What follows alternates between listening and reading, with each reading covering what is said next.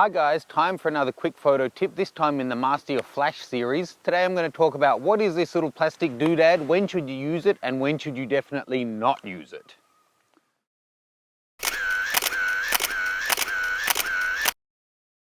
Okay, so if you've ever bought a flash unit to sit on top of your camera, chances are it had a bunch of different accessories in there like a foot, maybe some colored gels, and this little plastic box with the bottom missing.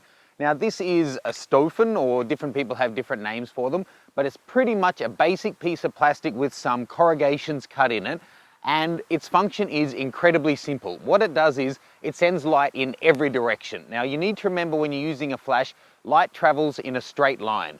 Yes, it bounces off things, but it's going to hit and bounce off on, an equal angle. So when you fire your flash straight at someone or at the camera, it's going in a direct line until it hits something else. Or if I fire it off in this direction, you're only going to see the periphery of it unless it bounces off something in that direction and comes back to you.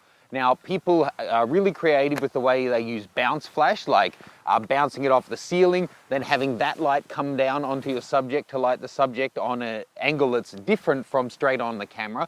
It can give you some nice shadows. Now, what this guy does, instead of just sending the light straight out of the front of your flash, or if you pop the diffuser down at quite a broad angle, this one will let light fly out in every direction at the same time.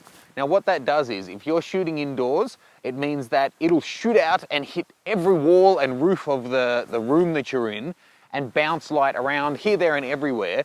And in a small enough room with a powerful enough flash, you can eliminate a lot of shadows because you're going to have light coming from every direction if your subject was, say, in the middle of the room. Let me just show you how it looks in a room.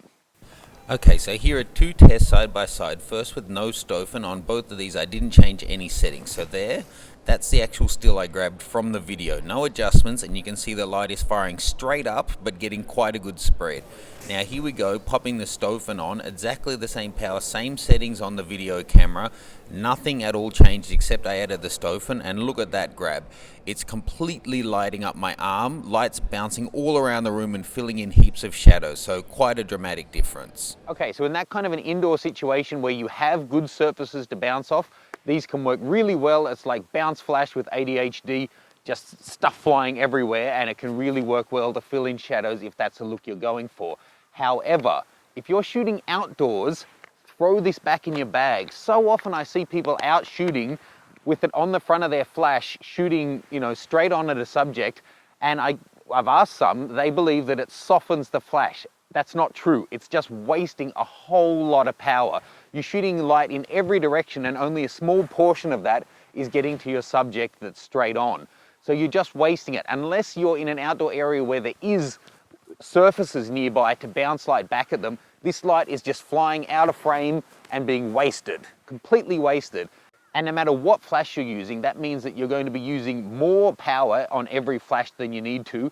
It's going to take a longer time to recycle, and if you're using something like the SB900 from Nikon, it's much more likely to overheat in a quick time, because you could seriously be shooting out full bursts of energy and only getting a small fraction of that to your subject.